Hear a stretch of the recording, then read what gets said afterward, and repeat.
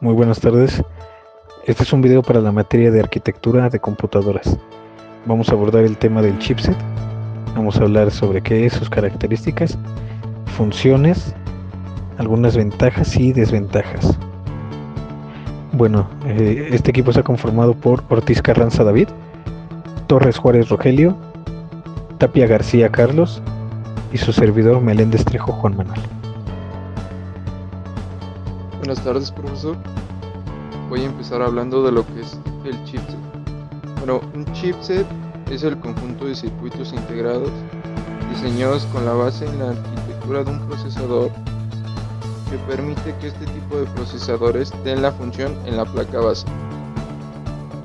Muy bien, ahora del lado de sus características tenemos que el chipset es una placa base actual y suele estar formada por varios conjuntos de microprocesadores, cada uno de los cuales tienen una misión específica, pero que funcionan en conjunto, ordenando además la comunicación entre el resto de todos los elementos que conforman el ordenador.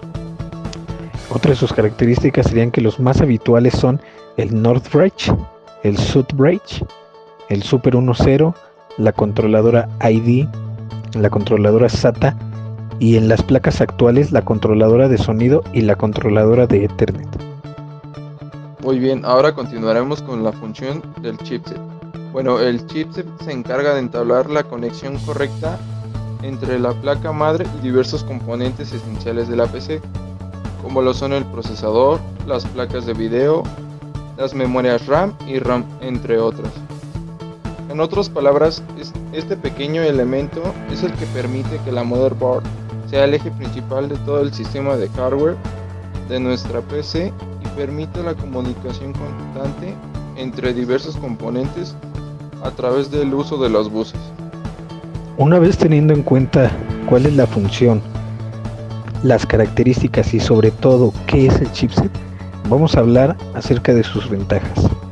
Bueno, unas de ellas son las siguientes: cuentan con menor peso y longitud de conexiones, mayor velocidad de respuesta, menor número de componentes auxiliares, establecen comunicación, se podría decir que una comunicación de tipo serial, se caracterizan por tener interfaces estándar para todos los demás dispositivos y pues estos evitan largos periodos de comprobación ya sea de funcionamiento o de compatibilidad.